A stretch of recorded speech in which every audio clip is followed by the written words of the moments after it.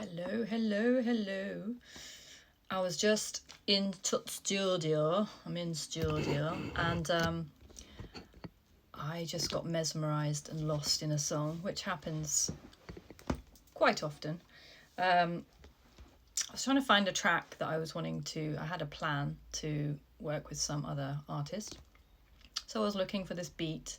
Well, I kind of created one in the studio, and it had the vibe, and then suddenly the words came, and I was like, I know what this song is going to be about.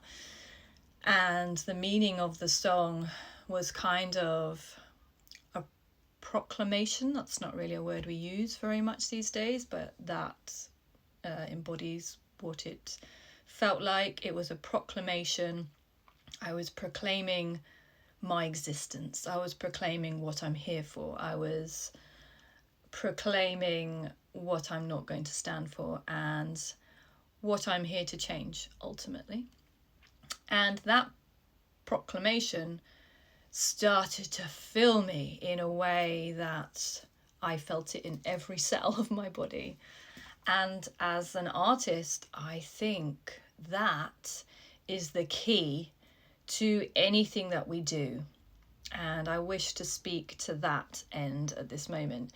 So if you're an artist out there and you're doing things, maybe not even consciously, you're doing things not for clout, because I don't think there's not shallow people on my feeds. I don't tend to attract shallow folk. I tend to attract people that are connected to some sense of self-awareness and some sense of soul, spirit, however you wish to, whatever language you want to use for that.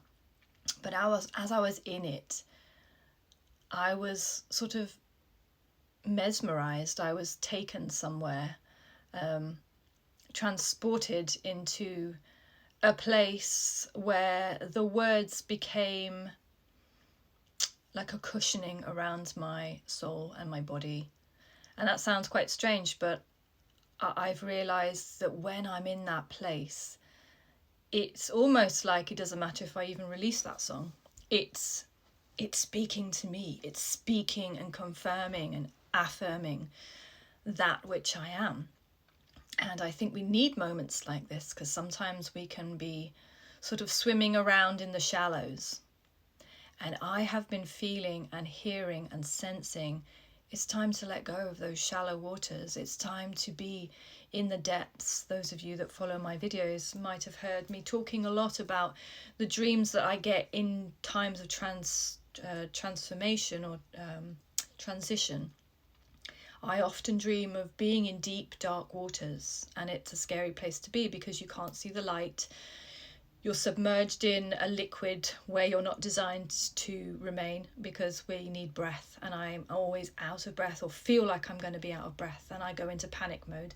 And then I surrender generally and realise actually this is a lesson that when you're in your authentic path, when you're following the things that are true to you, and only you know what's true to you. You cannot have anyone else tell you what's right for you or not. You'll feel it. And this was the feeling. So during these times of transition, it can feel a little strange. I've had dreams recently where I'm walking, it's like chapters of my life are appearing in dreams, like fields, I suppose, with walls. And so there's an entry point, and then there's a field, there's a space of time where I'm walking, and people are joining me in that chapter of my life. And then I reach a wall, and I just walk through the wall like a ghost. I had this lanyard on that had, I just walked through. I found myself walking into places, and other people were like, how'd you get in there? I was like, I have this lanyard. I don't know what it is. When spirit wants you somewhere, you'll walk through walls, you'll walk through things, and people will be like, how did they get there? Well, because it's part of my path, your path. You'll find divine openings, you'll find divine connections, you'll find people turn up at your door and say, hey, can I help you get there? And you're like, just what I needed, thank you very much for that. But at these walls, I would walk through, and then other people would kind of get stuck on the wall and they weren't coming with me into that next chapter. Very familiar story for me, those of you that have been with me long enough. Every time we transform, every time we step up, every time we allow a new version of ourselves to appear, we're going to leave people behind, because for some people, not all, some people come with me and they stay with me through all my transitions, and that's a different type of friendship. But there are some people that will only love you and stay with you with the version of you that they can accept. And I've had to learn to understand that when you change, that people might not understand that new version of you. I don't hold any grudge to that. I understand that for some people and for some friendships, you're only there because you have a common denominator, whether it be church or whether it be your work environment, and then you leave that job and you don't really hear from those people again. But for a portion of your life, they may have been your 9 to 5, your everyday. They were the people that you spoke to, but probably about work or how was your weekend, sort of, and they're not sort of friendships that are going to come with you when you move to a job and you're doing something entirely different. And the point of this message, because there is one, it's my ADHD brain, sorry, is you have to throw yourself, fully immerse yourself in yourself. You have to be so fully engaged in what it is that what your passion is, what your enjoyment is. And if you're sort of only doing 20% and you're not really feeling it, then maybe it's time to make a change. Maybe it's time to, look at yourself, not in any judgment or negativity. I'm not here for that. But be honest with yourself. Like, am I where I need to be? Or is my desire calling me somewhere and I'm scared? Or is there more for me, but I'm not sure how I'm doing it, so I'm just going to do what everyone else is doing?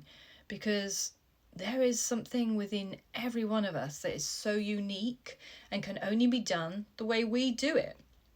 And this was what was coming through in the studio also.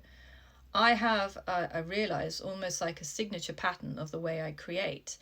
And it's a lot of people create songs and they'll just have the music, and then they may only use one vocal stem, one recording, and they're just singing the verse and the chorus and the melody or the hook or whatever. And they might add an extra vocal stem for a bit of harmonization in the chorus or something. I absolutely love layering vocals and harmonies and almost making like a grand performance out of most of the tracks that I create. There's at least 3 or 4 stems on every track, but sometimes I go crazy and I'm putting like layers and layers and layers, so it's almost becoming like this choir, and it becomes this wave for me. And I was listening to it earlier because I've got it panned left, so it's in my left ear, and then another one's panned right, and then the main vocals are central, and I'm hearing like it's swinging from left to right in the main, and I'm like, this is hectic, but to me it's so soothing. And I had this epiphany. That's because I am ADHD and I actually focus well when there's a lot of like, because my brain has a different way of functioning. Some people are like, oh, can't focus on what you're actually saying. I was like, it almost doesn't matter on some of these tracks. It almost doesn't matter. It's almost like an experience to me. Like you're submerged in this like waves of harmonies, and I'm saying this and then I'm echoing that, or I'm doing this, and you kind of just have to fall into it. And the words of the song are, it's time to surrender. It's time to surrender and let go of that rope. This is the message for someone. My spirit just went, ooh. Let go of the rope. Because, and the words were, let go of that rope of holding on to all that you've always known, because it's become a noose around your neck. And it's time to let go, because there's things waiting for you, but you're holding on to a rope of familiarity and it's becoming a noose around your neck. That was for someone. Love you.